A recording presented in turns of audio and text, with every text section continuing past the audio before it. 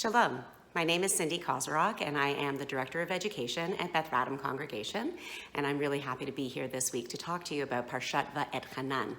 But that might be a bit of a misrepresentation because I'm not actually going to be the one that does the talking. I'm actually going to share a video with you today from a rabbi who has done a wonderful job of explaining one portion of Parshat Va'etchanan, and I think that you will find it really interesting.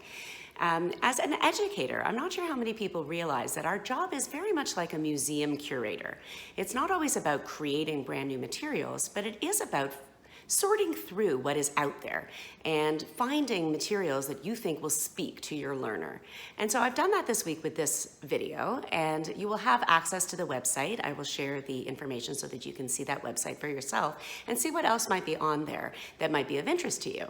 In this time when we are at home, and some of us do have a little extra time to do some self-teaching and to explore what's out there, I thought it might be a great idea to share some of the wonderful resources that people can find on their own time. And it's great for adults, it's great for children, and it's great for making conversation. For me, when we talk about the Torah portion, it's always about not quite a debate, but always about a discussion. And what do you think? And what do you think? And what does he think? And what does she think? And by putting all of those ideas in our heads, we kind of start to figure out what we think. And it's a really amazing experience. So I hope you enjoy this video. And if you're looking for more from aleph-beta.org, please feel free to go to their website. We have no affiliation with them, but I do think they're quite wonderful. Shabbat Shalom. This is Rabbi David Foreman. Welcome to Parshat Va'etchanan. When's the last time you had a moral dilemma, something you were really struggling with, and you looked to the 10 Commandments for guidance? I don't know. I think not that many of us would say that we have. I mean, take commandment number 6, for example, do not murder. How is that commandment relevant to you? When we think of the 10 Commandments as a whole, we think of a document that we revere. We see it as some kind of symbol for Judaism as a whole, for morality and Western civilization. But how much does this document matter in your very own life on a day-to-day basis? Or maybe not. Maybe these are just things that moral society, that Jewish society is supposed to be based on in some broad kind of way. I want to suggest that they're supposed to matter to us. We're actually supposed to find guidance in how we live each and every day from this document. Parshat Va'etchanan contains the 10 Commandments, and I want to discuss them with you here today. What I'd like to suggest is that there's a tremendous amount of meaning in this document encased in its structure, and that there are levels to this structure. In particular, I'd like to suggest that there are 3 levels of structure that exist within this document, and they layer on top of each other. You can't see the second layer of structure until you've seen the first, can't see the third until you've seen the second. The first layer of structure is remarkable. The second, well, that's really something. The third is pretty mind-blowing. But in order to get started, you have to begin at the beginning, so let's do that now. When you look at any old representation of this document, the first thing that strikes you is that there are 2 tablets. Why do there have to be 2 tablets? I mean, if you were Moses going down the mountain, it'd be a lot easier if you only had 1 tablet to carry. Imagine Moshe could say to God, look, just put it in 10-point type and see if we can get it all on 1 tablet, God. Make it a little bit easier to get down the mountain. But in fact, there are 2 tablets. That tells you something. It tells you that there are 2 different kinds of laws being represented here. We just have to figure out what the categories are. Well, many of us at some point in our lives learned that the commands on the 10 Commandments govern 2 kinds of relationships. The first tablet governs relationships between people and God, and the second tablet governs relationships between people and other people. Well, let's actually take a crack at testing this hypothesis. Let's go through the first 5 commands. Are they relationships between man and God? Well, I am the Lord your God. That's number 1. That's certainly a relationship between man and God. Do not have any other gods before me. Prohibition against idolatry.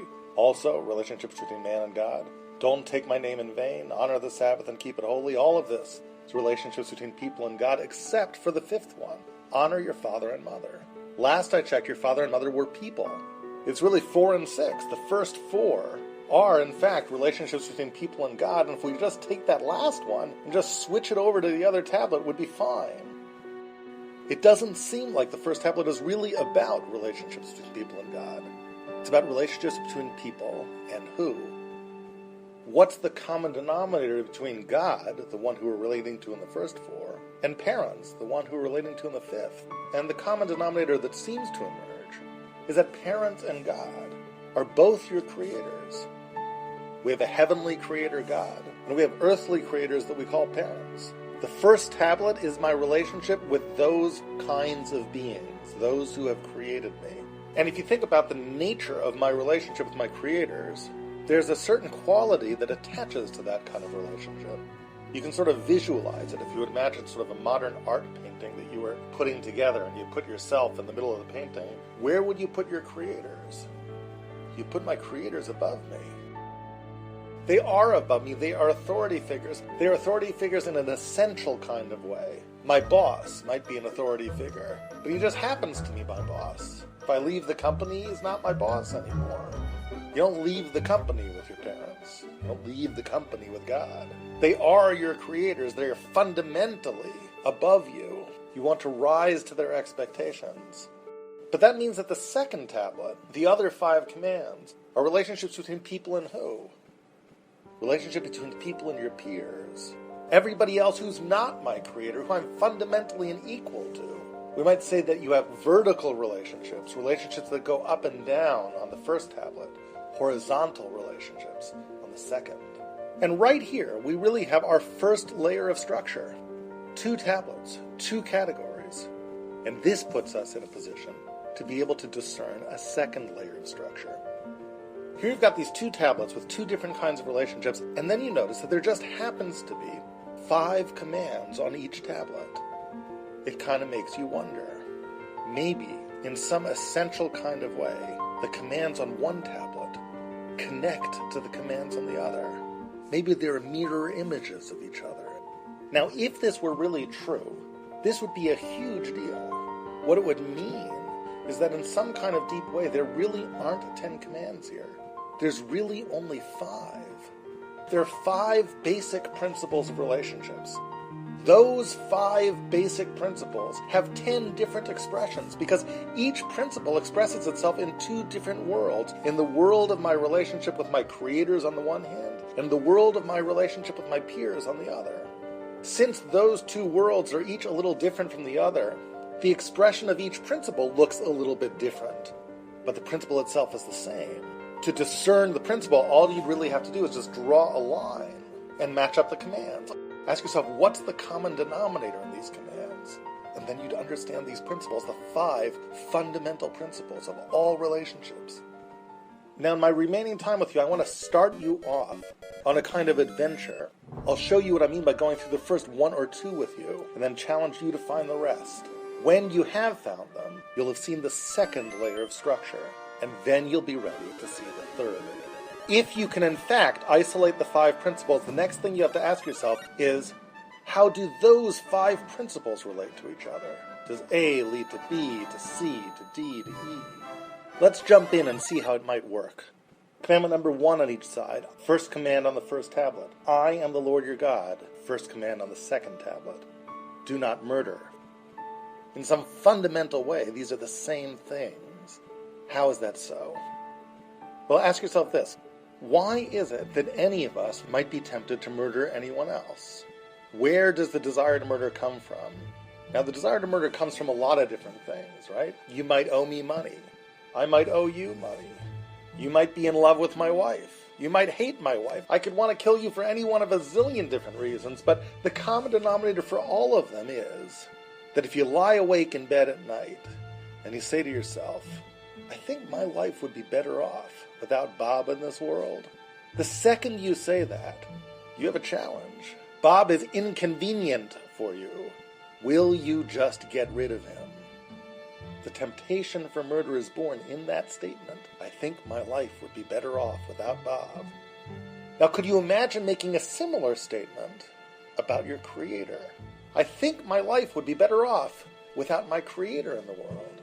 And the answer is yeah, there are certain advantages to living in a world without a Creator. There's no expectations. I can do whatever I want.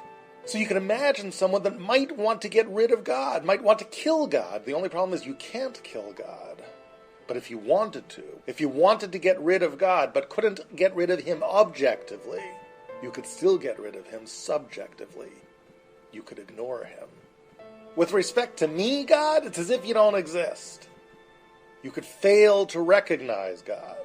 It's the same thing as killing. It's just killing is when you objectively get rid of someone. Ignoring is when you subjectively get rid of them. The first command is don't do that. Don't do it with respect to your creators. Don't do it with respect to your peers. When you come to the conclusion that someone is inconvenient in your life, that you'd like to get rid of them, do not give in to the temptation to do so. Do not get rid of them objectively by killing them. Do not get rid of them subjectively by ignoring them.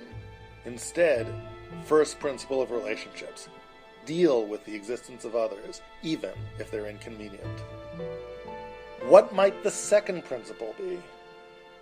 Do not have any other gods before me on tablet number 1.